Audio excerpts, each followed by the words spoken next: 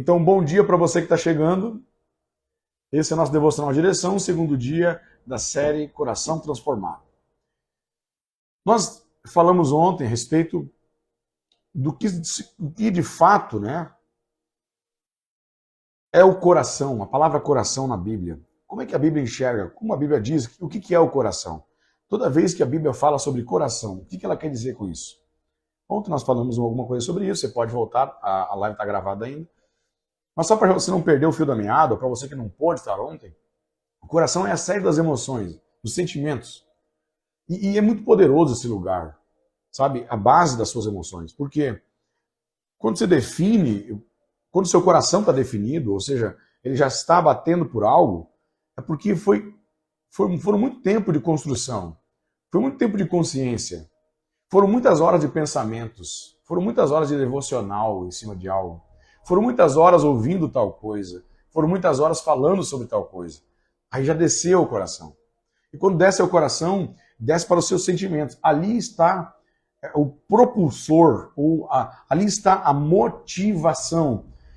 É quando se torna sentimento que vira uma potencial ação que desencadeará num hábito e que vai transformar o seu comportamento. O ser humano é emocional, nós somos seres sentimentais, Gostamos de sentir para fazer, gostamos de sentir para falar, as pessoas não falam o que elas pensam, elas falam o que elas sentem.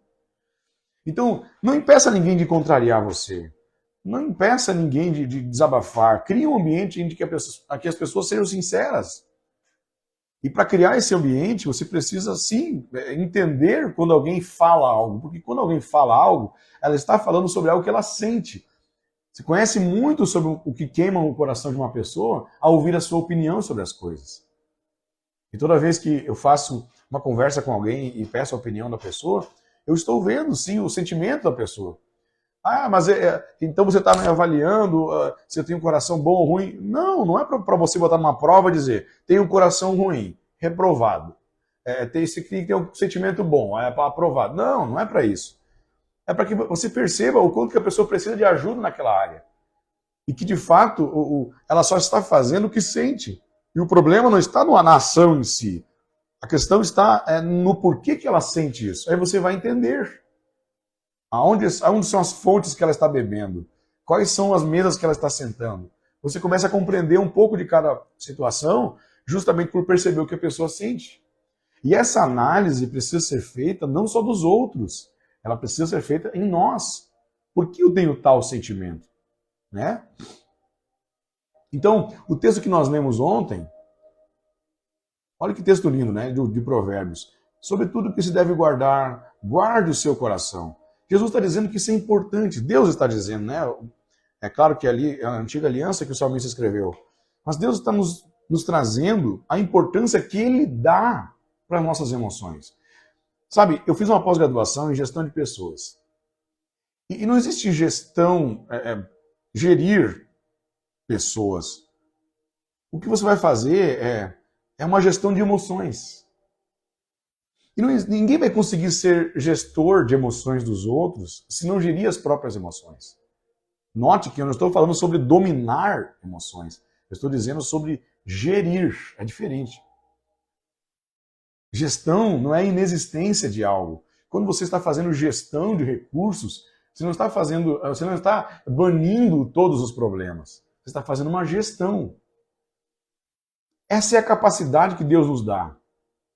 Esse domínio das emoções, essa liberdade que Cristo promove em nós, é a chance de nós gerirmos, administrarmos, para fazermos a vontade de Deus. Fazer nossas emoções, por vezes, se encurvarem às decisões do Espírito. Porque nós somos, de fato, e devemos ser guiados pelo Espírito. Só que o Espírito, por vezes, vai contrariar as nossas emoções. E aí eu vivo essa guerra entre carne e espírito, entre propósito e desejo, entre sonho, realidade, entre ideal e real, entre o que eu quero e o que eu preciso. E essa guerra existe diariamente dentro de nós, entre duas naturezas, uma que é humana, falível, emocional, sentimental, e outra que é do espírito, que é espiritual, que é divina, que é eterna. Essa batalha acontece dentro de nós, quando nós aceitamos a natureza de Cristo, quando nós aceitamos Cristo como nosso Senhor, Salvador, há uma guerra de naturezas. Só que o que o salmista escreve, o que Deus quer nos dizer, é que essa parte emocional ela é importante, ela deve ser levada a sério. Fica o meu recado aqui aos líderes. Aos líderes. Sabe, líderes, eu digo não só pastores, que é onde a gente atua, na igreja, local, mas líderes, chefes de empresa, líderes de equipes da empresa, supervisores, diretores, gerentes. Se prepare para isso, se você quer ser um líder um dia na sociedade, né? Governantes, políticos ou não políticos, mas pessoas que estão sobre pessoas, que estão conduzindo pessoas. Nunca desconsidere as emoções de alguém. Olha, isso é técnico, inclusive, é importante você saber disso. Não dá para desconsiderar as emoções. Nós crescemos num tempo, por muitos anos, né, quem trabalhou em empresas, em indústrias, como eu trabalhei, você vai ver que muitos dos chefes, dos líderes diziam assim, olha, deixe os seus problemas lá fora. Aqui você vai trabalhar, eu quero você sendo uma máquina aqui. E os líderes, os chefes, muitas vezes querem transformar as pessoas em máquinas. Né? Dizendo, ó, deixe as emoções para lá e foca aqui no trabalho só trabalho. Deixe seus problemas para lá. Mas você nunca vai conseguir deixar todos os seus problemas fora de um ambiente.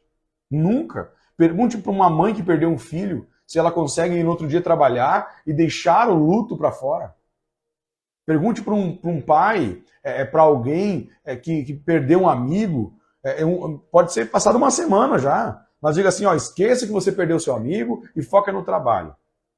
Pergunte para alguém que agora está lá na Turquia, que teve um terremoto, e diga, ó, esqueça que a sua casa quebrou no meio, esqueça o vendaval e agora foca no trabalho.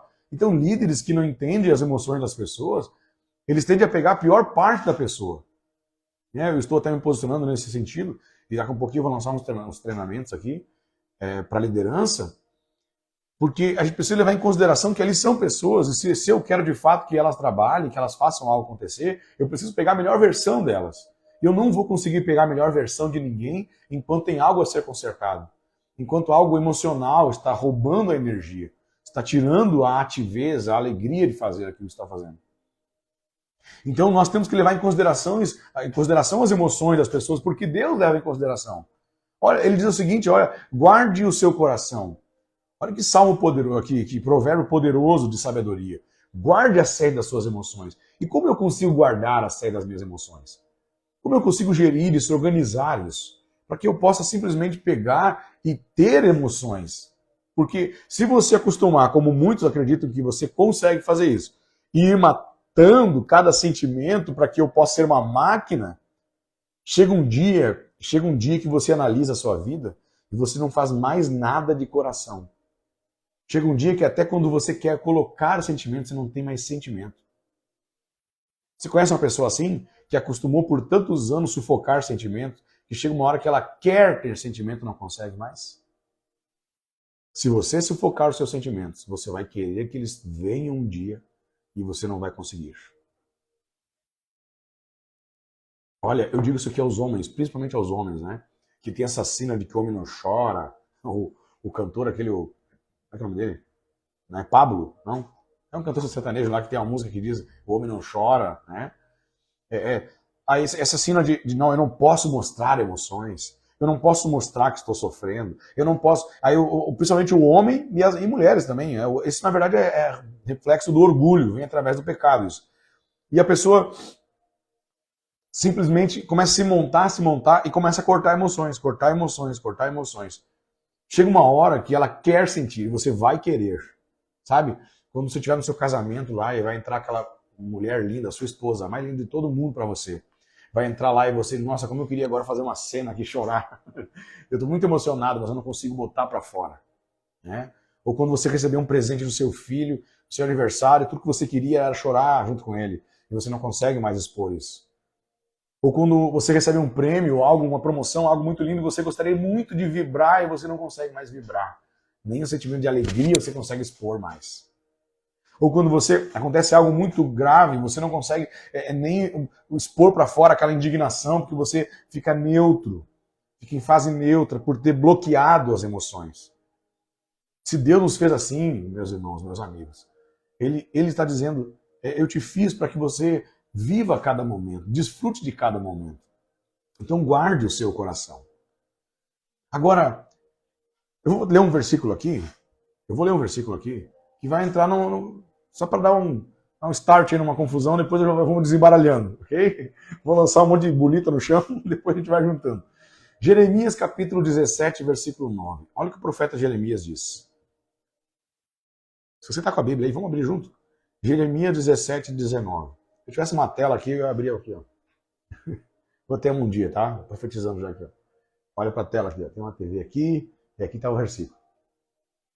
Jeremias 17, 9 diz assim: enganoso é o coração do homem, mais do que todas as coisas, e desesperadamente corrupto. Quem poderá entendê-lo? Olha o que Jeremias está dizendo. Enganoso é o coração do homem, mais do que todas as coisas, e desesperadamente corrupto. Esse texto ele entra em conflito já, pelo menos na primeira impressão, com relação àquele versículo que nós lemos de Provérbios, que Deus está dando a importância às nossas emoções e dizendo guarde as suas emoções, administre, faça uma boa gestão das suas emoções. E Jeremias está dizendo, não, enganoso é o coração do homem mais do que todas essas coisas.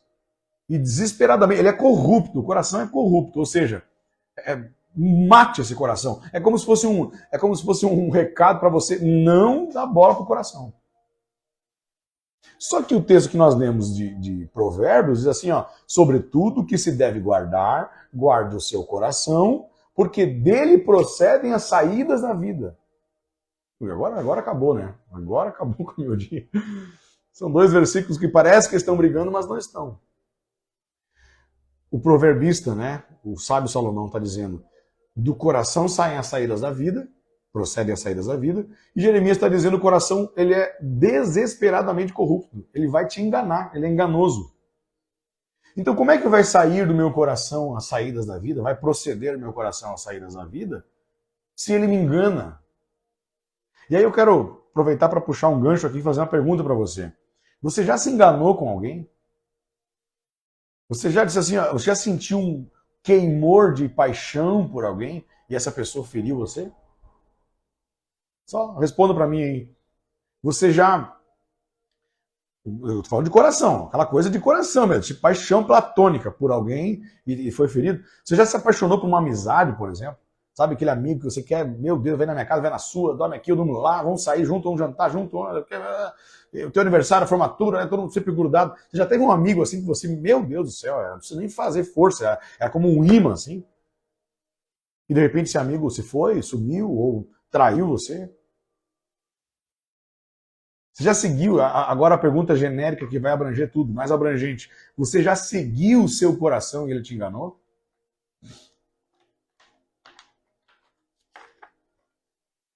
Então, esse texto de Jeremias não é mentira.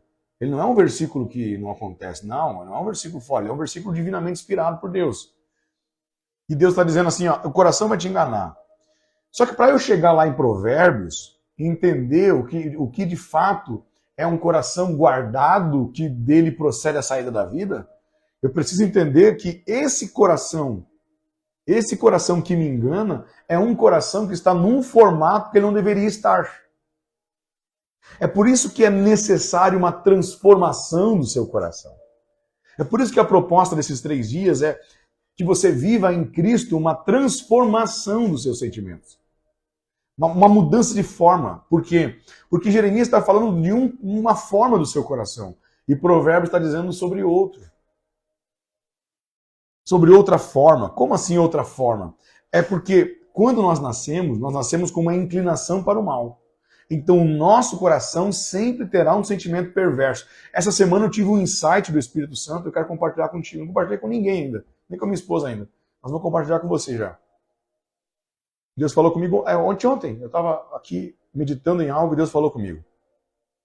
O seu filho vai pender sempre dentro da sua casa, se você mora com um casal, pai e mãe, ou tio, tia, avó, avô, primo, vizinho, mora no mesmo pátio, quem convive junto com o seu filho sempre vai ter a tendência a copiar mais aquele que está vivendo mais na carne do que no espírito. Deixa eu ser mais claro. Vamos supor que você convive com 10 pessoas. Dessas 10 pessoas, tem 9 que são pessoas guiadas pelo Espírito. E tem um que vive pela carne. O seu filho, olha para cá, o seu filho sempre vai pender a copiar, a seguir mais aquela pessoa que vive na carne. Por quê? Porque o seu filho, ele tem dentro dele a mesma natureza humana, adâmica. E quando ele não tem a idade para decidir, ou quando já tem e não decidiu ainda, a única coisa que ele consegue ter como representatividade, como modelo a ser seguido, é aquilo que conecta com aquilo que já está nele. Então, o que faz você se conectar às pessoas é aquilo que já está em você. Não esqueça daquilo que eu disse há um tempo atrás, que você não enxerga as pessoas por aquilo que elas são, e sim pelo que você é. Então é por isso que o seu filho vai ter muito mais propensão a copiar os seus defeitos, as suas falhas, a sua carnalidade do que a sua espiritualidade. Você vai perceber que você vai ter que fazer muito menos força para ensinar ele a pecar do que para ensinar ele a fazer as coisas certas. Você vai ter que fazer muito mais intenção, você vai ter que ter intenção. Você vai ter que preparar ambientes, você vai ter que preparar a mente dele, você vai ter que preparar as palavras, você vai ter que cuidar do seu testemunho, ele vai ter que ver você fazendo. É muito mais esforço para você transmitir a Cristo para ele, do que para ele pegar os seus defeitos e copiar. E tudo que uma geração tolera, a outra abraça. Se você tolerou a mentira, seu filho vai amar a mentira. Se você tolerar a raiva, ele vai amar a raiva. Se você tolerar a ingratidão, ele vai amar a ingratidão. Ele vai amar o que você tolera. Então note que, por isso que os pais sempre vão ser a maior bênção e o maior problema na vida dos filhos. Quando é que eles são a maior bênção? Quando eles entendem isso e intencionalmente passam a se corrigir e a levar o filho para onde estão. Quando é que eles são uma maldição? Quando os pais vivem a vida conforme dá, achando que isso não vai gerar nada nos seus filhos. Então vamos lá, vamos voltar agora, porque eu tive um insight de que o meu filho ele vai ter muita facilidade para copiar os meus defeitos, a minha falta em Deus, as minhas faltas em Deus, do que a minha disciplina em Deus, a minha entrega em Deus. E eu preciso ser muito mais intencional para passar as coisas de Deus para ele, do que involuntário, porque involuntariamente eu já estou estragando ele. Entendeu? Porque aquilo que está em mim, da carne ainda, o que ainda vive em mim, do velho eu, e aquilo que existe de pecado, de sentimentos ruins, é o que já está no seu filho. Ele já herdou essa natureza adâmica da queda, já está nele. Então vai conectar mais. Ele vai rir, por exemplo, de coisas que não deveria rir. Você fala, ó, não se deve rir disso, você vai ter que ensinar ele. Olha, filho, se você rir de uma pessoa aleijada, você pode deixá-la triste. Mas ele já vai ter uma tendência a ser irônico, a ser maldosinho, a ser mentiroso. Ele tem uma tendência, uma inclinação poderosa. E se você tem uma dessas falhas ainda, então é uma coisa gritante para ele. É como se você estivesse dizendo, esse é o padrão de vida, meu filho. Sabe? Quando ele vê o seu comentário, o seu óculos, né? Aquilo que nós conversamos nas outras lives, você pode ter acesso a isso lá no Spotify, no YouTube, na série Olhos Curados, na série Poder das Palavras, né? Mas a questão é a seguinte, o profeta Jeremias está escrevendo que nosso coração ele nos engana. A pergunta que eu te faço a pergunta não é por que ele nos engana, porque você já entendeu o porquê, da onde vem. Você já sabe que é da inclinação para o mal, seus sentimentos já são perversos. A pergunta que eu te faço é como que ele nos engana? Ele nos engana quando? Quando que ele nos engana? Ele nos engana quando ele não está no formato que ele nasceu para ser, que você foi feito para ser. Os seus sentimentos eram para ser a cereja do bolo de momentos. Cada sentimento que a gente tem é como se fosse a cereja do bolo para desfrutar de momentos. Sabe? E ao longo da vida, quando você vai enchendo o seu coração das coisas de Deus, os seus sentimentos foram feitos para serem alinhados. Se você quiser me ajudar a pregar e a memorizar o que eu estou te dizendo, escreva assim, ó, os meus sentimentos foram feitos para serem ajustados aos sentimentos de Deus. Por favor, se você quiser tirar um print, tire um print agora dessa live. Escreva essa frase, é um pouco grande, mas é linda. Se quiser escrever nos comentários, escreva: os meus sentimentos foram feitos para serem ajustados ou alinhados aos sentimentos de Deus. Meus sentimentos foram feitos para ser assim, para baterem. Meu coração foi feito para bater na mesma velocidade de Deus. Sabe, acelerar quando o coração de Deus também acelera. Meu coração foi feito para acalmar quando o dele também está calmo. Olha, se você pegar aquela passagem bíblica dos discípulos no barco e Jesus está dormindo. Você sabe, quando você dorme, o seu coração ele entra num ritmo. Seu coração entra num ritmo mais calmo, né? Porque ele está ali bombando sangue, mas o seu cérebro está repousando, está enviando, está multiplicando células, tá liberando hormônios, você está descansando. Seu coração entra num ritmo desacelerado, né? Mas a Bíblia diz que Jesus estava dormindo na polpa do barco e o coração dos discípulos estava como? Tempestade veio, o que estava fora entrou dentro. Porque o agito de fora entrou dentro. E o que incomodou Jesus quando ele acordou foi: por que vocês estão apavorados? A pergunta de Jesus é: por que o seu coração não está ajustado ao meu? O de Jesus estava assim, e o de Jesus estava assim. Vê se você consegue fazer aqui, Tenta fazer isso, você vai ver como é difícil. Então, os discípulos, entrou a tempestade entrou dentro deles. Ó, a tempestade não entrou no barco, mas entrou no coração deles. E Jesus estava, ó, descansando. Então, o que incomoda Jesus é dizer: por que vocês não estão sentindo o que eu estou sentindo? Por que eu estou sentindo vontade de dormir e vocês de gritar? Por que eu estou com um coração de repouso e vocês estão com um coração de desespero? Não faz sentido. Eu estou aqui, eu estou no controle do barco. É necessário que vocês ajustem. Sabe? Às vezes está acelerado assim, ó. Aí você vai vindo devagarinho, assim, devagarinho, até que os dois estão ajustados. Sabe? Então, é necessária essa transformação, onde os meus sentimentos passam a ser o de Deus. Na verdade, essa é a resposta da oração infalível. A oração infalível é aquela que, quando você pede, Deus diz assim: eu estava só esperando esse dia chegar, é exatamente o que eu queria.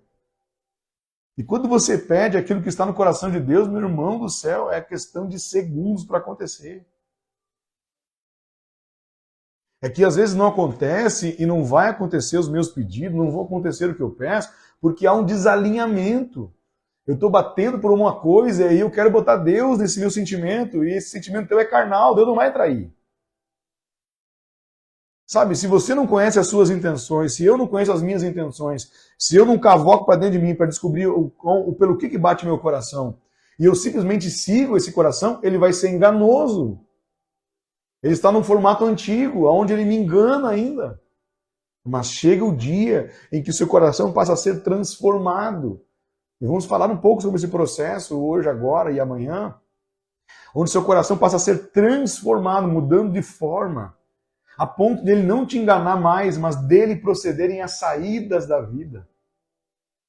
Sabe? Porque Deus vai entrar dentro desse sentimento, ele vai trazendo novos sentimentos, novas sensações por coisas diferentes. E o sentimento de Deus é puro, meu irmão. O sentimento de Deus é puro, minha irmã. Nossos sentimentos eles estão às vezes misturados com coisas carnais ao mesmo tempo.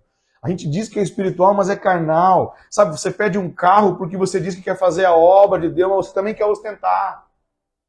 Você pede um emprego porque você diz que quer ser fiel a Deus, mas você também quer gastar dinheiro, jogar dinheiro fora. Você pede um filho porque você quer que esse filho seja uma bênção, mas você também quer que esse filho venha completar um espaço que alguém deixou.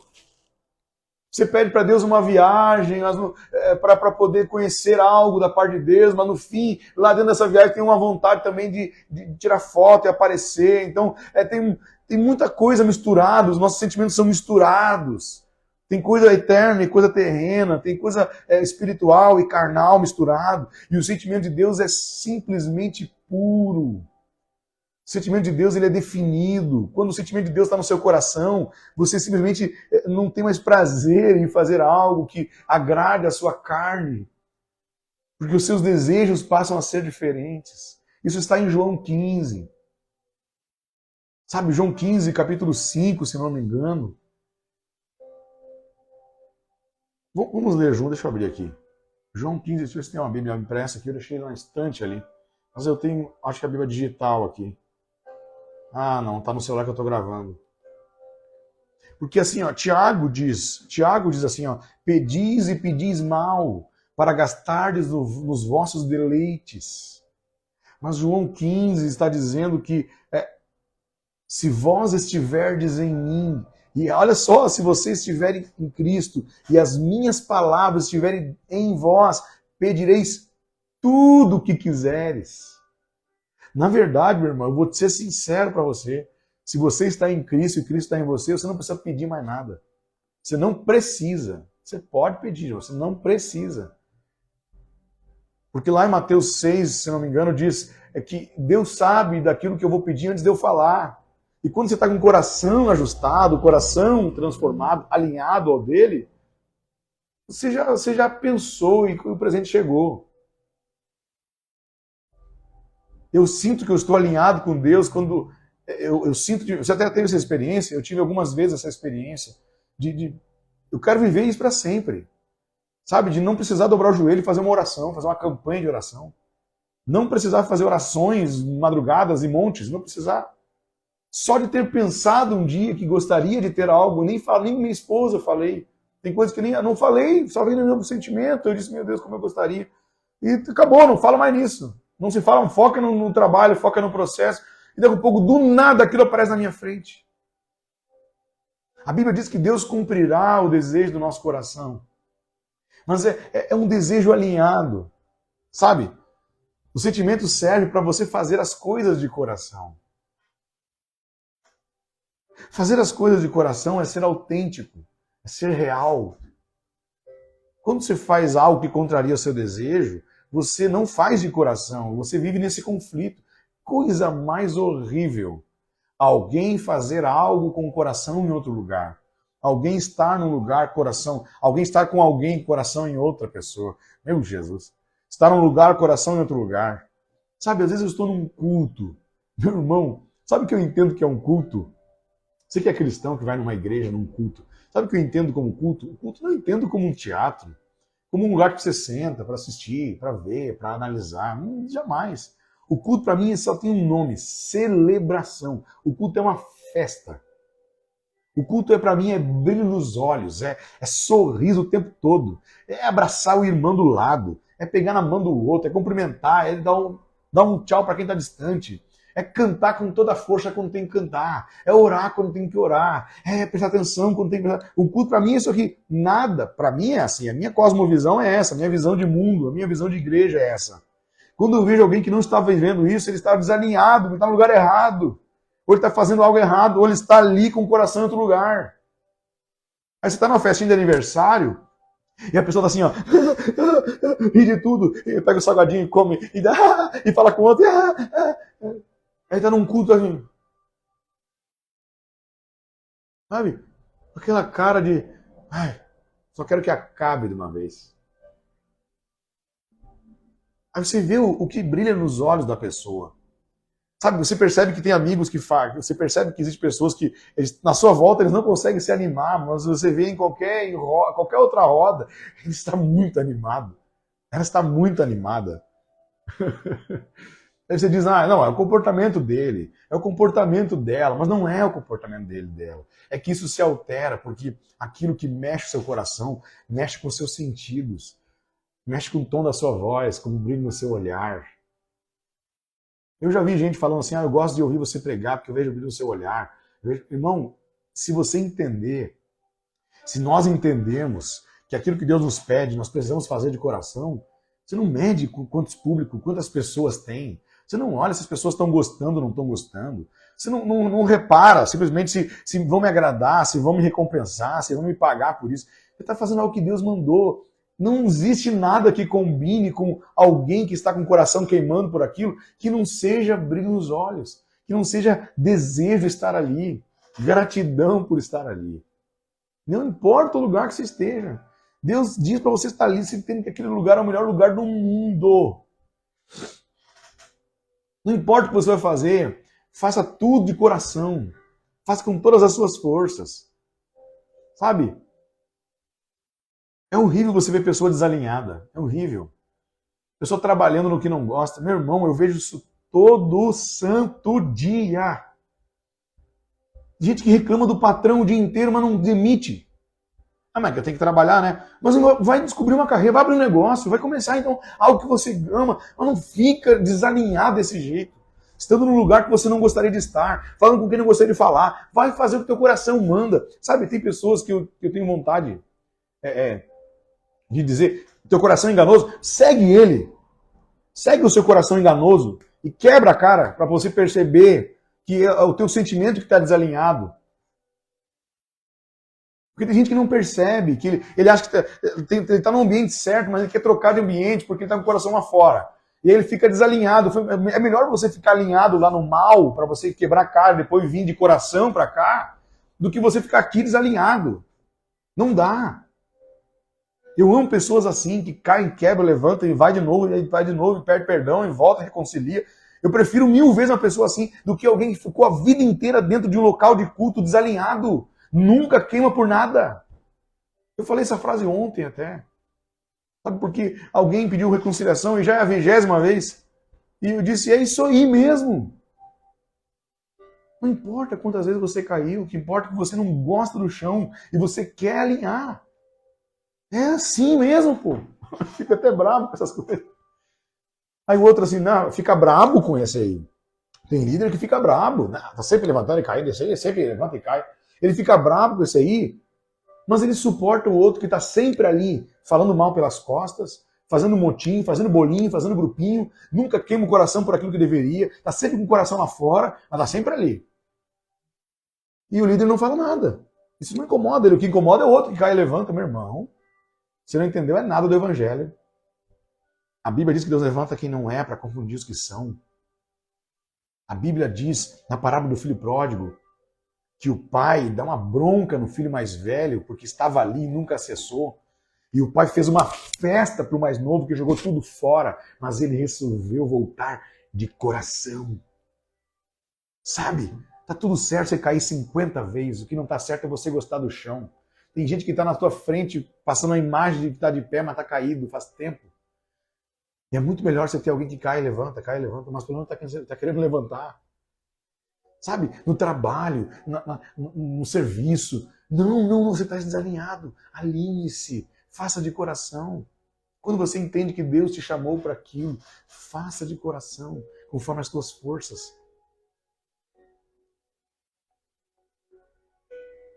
Olha o que Mateus capítulo 15, versículo 7, nós vamos encerrar.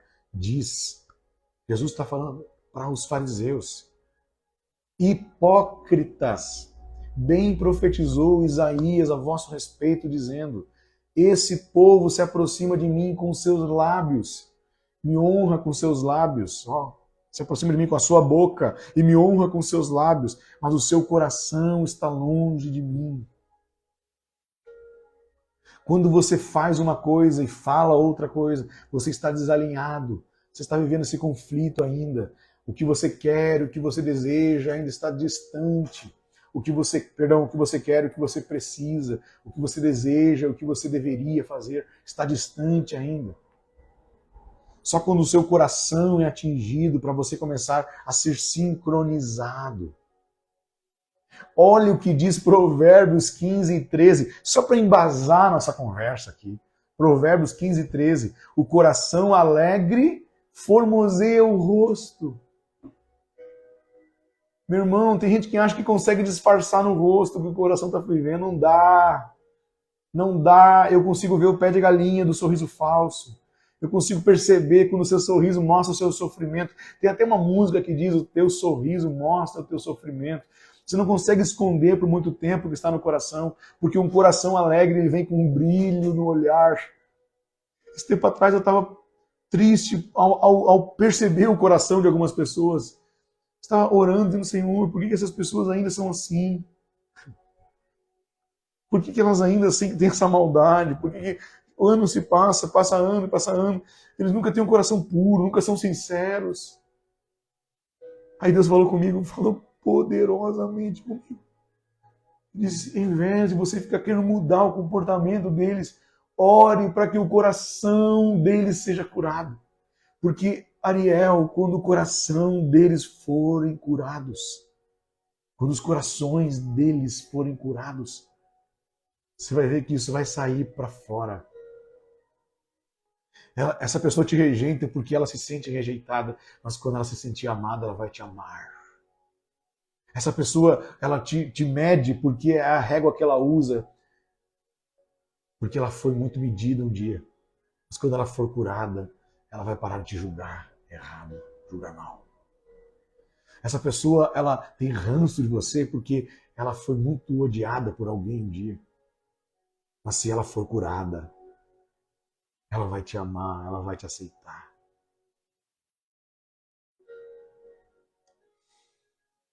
Ore por essas pessoas que te odeiam. Por isso que Jesus fala isso. Você tem que amar o seu inimigo. Por que amar o seu inimigo? É quando você entende que o estado que a pessoa está vivendo não é o estado original que Deus a fez para ser. Você nunca mais vai enxergar ninguém com esse olhar de que essa pessoa é um problema. Nenhuma pessoa é um problema. É o que está nela, é a criação dela, é o que ela recebeu. Ela está só dando o que recebeu. Mas se ela tiver um encontro com Jesus, se ela for curada, se ele for curado, os olhos serão curados também. Ela vai se comportar diferente. Tudo vai ser diferente. Eu sou jovem, eu vou fazer 31 anos esse mês. Mas eu já vi muitas pessoas, como esse Deus é maravilhoso, eu já vi muitas pessoas que a minha carne quis dizer que não tinha mais jeito. Pessoas que me rejeitaram por nada, sabe o que é nada? Nunca dei uma palavra, eu sentia o ódio da pessoa. Eu disse, mas eu nunca fiz nada para essa pessoa. Nunca fiz nada. E a pessoa me odiava de graça e passaram 5, 10 anos. E daí um pouco essa pessoa vem e ela simplesmente confessa, dizendo, me perdoa porque eu sempre te odiei e você nunca fez nada. E aí eu digo, tá tudo certo, tá tudo certo. Esse dia chega, meu irmão, quando Deus cura pessoas curadas, elas curam. Pessoas que se sentem aceitas, elas aceitam os outros. Pessoas que entendem que foram rejeitadas pelo pecado e aceitas por Deus, elas param de rejeitar as pessoas. Pessoas que recebem valor, elas dão valor. Pessoas que recebem amor, elas aprendem a amar. Ore para que Deus as cure, porque um coração transformado, um coração alegre, ele muda até o seu rosto. Então a sua luta não é para que você saia por aí mudando o rosto para todo mundo só. Não, agora eu vou ter que ter um sorriso, né? Agora eu assisti a live, eu não posso tirar o sorriso mais do rosto. Não é nesse sentido, querido. Não é, a live é exatamente pelo contrário, a palavra é o contrário. Não se acostume a criar um personagem. Mas entenda o porquê que esse sentimento está ali. Da onde que ele veio. Vamos falar sobre isso amanhã. O passo a passo, para que o seu coração seja transformado. E isso vai sair, isso vai transbordar para fora. Amém? Vamos orar juntos. Gente, que coisa incrível que está acontecendo. Eu sinto isso. É Deus falando comigo, Deus falando através de mim, Deus falando com você. Estão sendo momentos, horas que Deus preparou. Vamos orar juntos. Pai amado, na tua presença nós estamos. Obrigado, Jesus, pela tua palavra, pela tua presença. Eu sinto a tua presença. Eu toco na tua presença nessa manhã. Pai, eu oro por todos que estão aqui hoje. Eu oro para que todos tenham um coração transformado. Eu oro pelo meu coração. Eu digo, cria em mim, ó Deus, um coração puro. Pureza, Pai. Pureza. Pureza. Pureza. Transforma-nos conforme a tua palavra. Em nome de Jesus, Pai, eu te peço. E eu assumo esse compromisso de, nesse dia, fazer tudo para a tua glória. Hoje será mais um dia para a tua glória. Amém. Deus te abençoe.